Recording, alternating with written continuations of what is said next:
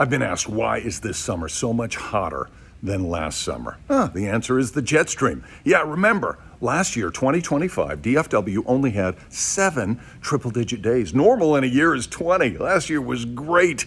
This year, we've already had 25, and we're going to be adding more as we go forward. In fact, it wouldn't surprise me if we end up with 40 before the summer is over. So there's a big difference in between last year and this year, and it does have to do with the position of the jet stream, specifically that ridge of high pressure, sometimes called the heat dome.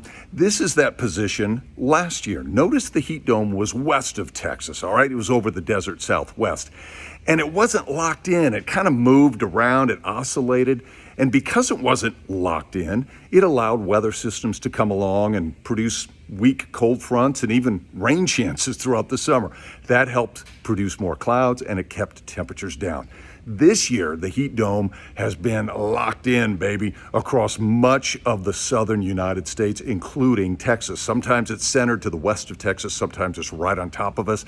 That blocks any cold fronts, any weather systems from coming in here, and it has been dry and hot. Okay, so the position of that heat dome, with it being right on top of us and being locked in, that has kept it hot. So why was it locked in this year? Well, for one thing, we have a developing El Nino pattern, okay? When you get a strong El Nino, that tends to create fairly strong ridges of high pressure. Last year, it wasn't an El Nino year. It wasn't a La Nina year. It was a neutral year.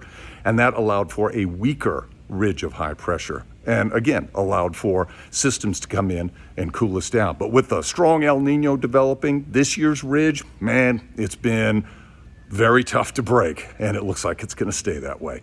That is why this year has been hotter than last year.